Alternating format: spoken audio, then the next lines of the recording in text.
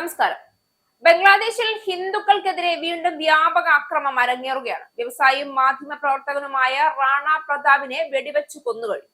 ഇന്നലെ രാത്രിയിലായിരുന്നു സംഭവം. അക്രമി സംഘം തലയ്ക്ക് വെടിവെച്ച് കൊലപ്പെടുത്തുകയായിരുന്നു. സമാന സാഹചര്യത്തിൽ രണ്ടാഴ്ചക്കിടെ കൊല്ലപ്പെട്ടത് 5 പേരാണ്.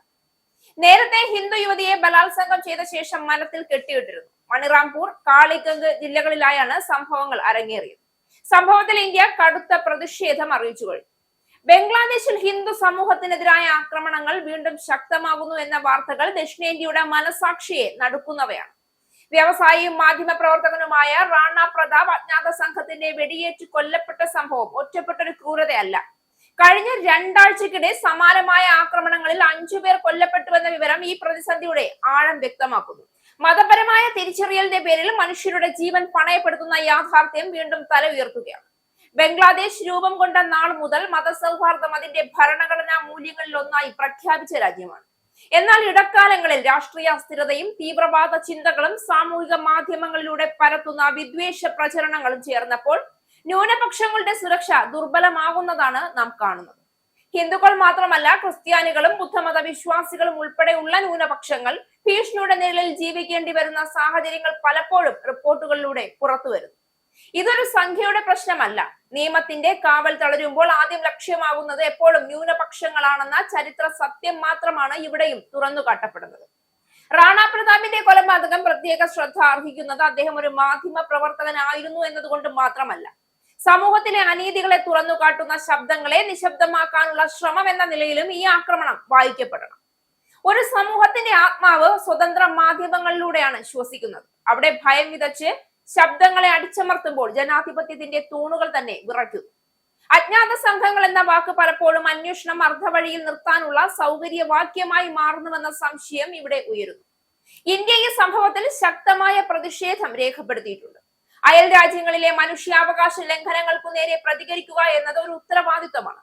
എന്നാൽ പ്രതിഷേധ നോട്ടങ്ങൾ മാത്രം മതിയാകില്ല. ബംഗ്ലാദേശ് സർക്കാരിന് സ്വന്തം പൗരന്മാരുടെ മതഭേദമില്ലാതെ ജീവനും സ്വത്തിനും സുരക്ഷ ഉറപ്പാക്കേണ്ട ഭരണഘടനാപരമായ ബാധ്യതയുണ്ട്. കുറ്റവാളികളെ നിയമത്തിന് മുന്നിൽ കൊണ്ടുവരാതെ പോയാൽ അത് അക്രമികൾക്ക് നൽകുന്ന മൗനാനുമതിയായി തീരും.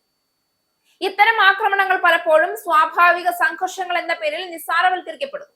ഭൂമി തർക്കങ്ങൾ, സാമ്പത്തിക വൈരങ്ങൾ, രാഷ്ട്രീയ വിരോധങ്ങൾ എന്നിവയുടെ മറവിൽ മതവിദ്വേഷം പ്രവർത്തിക്കുന്നു. എന്നാൽ കൊല്ലപ്പെടുന്നവരുടെ ശരീരങ്ങളിൽ പതിയുന്ന വെടിയുണ്ടകൾക്ക് ഈ വിശദീകരണങ്ങൾ ഒരു ആശ്വാസവുമല്ല. ഒരു മനുഷ്യൻ കൊല്ലപ്പെടുമ്പോൾ കാരണം എന്തായാലും പരാജയപ്പെടുന്നത് ഭരണ സംവിധാനങ്ങളാണ്. ബംഗ്ലാദേശിലെ സാധാരണ ഹിന്ദു കുടുംബങ്ങളുടെ ജീവിതം ഇന്ന് ഭീതിയുടെ ചുറ്റളവിലാണ്. ആരാധനാലയങ്ങളിലേക്കുള്ള യാത്ര, ഉത്സവാഘോഷങ്ങൾ, സ്വത്തുവകകളുടെ സുരക്ഷ എല്ലാം ചോദ്യ ചിഹ്നങ്ങളായി മാറുന്നു. പലരും മൗനം പാലിക്കുന്നു. പരാതി നൽകാൻ പോലും ഭയപ്പെടുന്നു. നീതി ലഭിക്കില്ല എന്ന അവിശ്വാസമാണ് അവരെ നിശബ്ദരാക്കുന്നത്. ഈ നിശബ്ദതയാണ് ആക്രമണത്തിന്റെ ഏറ്റവും വലിയ കൂട്ടാളി. പ്രാദേശിക രാഷ്ട്രീയവും അന്താരാഷ്ട്ര സമ്മർദ്ദങ്ങളും തമ്മിലുള്ള വലിച്ചിഴച്ചിൽ മനുഷ്യജീവിതം അപ്രധാനമാകരുത്. ഇന്ത്യയും ബംഗ്ലാദേശും തമ്മിലുള്ള ചരിത്രപരമായ സൗഹൃദവും സാമ്പത്തിക സഹകരണവും ഈ വിഷയത്തിൽ ഇരു രാജ്യങ്ങൾക്കും കൂടുതൽ ഉത്തരവാദിത്വം നൽകും. ന്യൂനപക്ഷ സുരക്ഷ ഒരു രാജ്യത്തിന്റെ ആഭ്യന്തര വിഷയം മാത്രമല്ല, അത് ആ പ്രദേശത്തിന്റെ സമാധാനത്തിന്റെയും സ്ഥിരതയുടെയും അടിസ്ഥാനം കൂടിയാണ്. ഈ ഘട്ടത്തിൽ ആവശ്യമായത് ശക്തമായ അന്വേഷണങ്ങളാണ്. സ്വതന്ത്രവും സുതാര്യവുമായ അന്വേഷണങ്ങൾ. ഇരകൾക്ക് നീതി ലഭിക്കണം. കുറ്റവാളികൾക്ക് ശിക്ഷ ഉറപ്പാക്കണം. അതോടൊപ്പം സമൂഹത്തിൽ വിതച്ചിരിക്കുന്ന വിദ്വേഷത്തിന്റെ, മതത്തിന്റെ വേരുകൾ ഉന്മൂലനം ചെയ്യാനുള്ള ദീർഘകാല പദ്ധതികളും അനിവാര്യമാണ്. വിദ്യാഭ്യാസം, നിയമനിർവഹണത്തിലെ പരിഷ്കാരങ്ങൾ, സോഷ്യൽ മീഡിയയിലെ വെറുപ്പ് പ്രചരണങ്ങൾക്കെതിരായ കർശന നടപടി, മത നേതൃത്വങ്ങളുടെ ഉത്തരവാദിത്വപരമായ ഇടപെടൽ ഇവയൊക്കെ ചേർന്നാൽ മാത്രമേ മാറ്റം സാധ്യമാവൂ. ഇതൊരു മതസമൂഹത്തിന്റെ മാത്രം പ്രശ്നമല്ല, മനുഷ്യാവകാശത്തിന്റെ പ്രശ്നമാണ്. ഇന്ന് ഹിന്ദുക്കൾ ലക്ഷ്യമാകുന്നുവെങ്കിൽ നാളെ മറ്റാരുമാകാം. അക്രമത്തെ മതത്തിന്റെ പേരിൽ ന്യായീകരിക്കുന്ന നിമിഷം മുതൽ സമൂഹം തകർച്ചയിലേക്കാണ് നീങ്ങുന്നത്. റാണ പ്രതാപിന്റെയും മറ്റിരകളുടെയും രക്തം നമ്മളോട് ചോദിക്കുന്നത് ഒരേ ഒരു കാര്യമാണ്: നാം എത്ര കാലം കൂടി ഈ മൗനം പാലിക്കുമെന്ന്?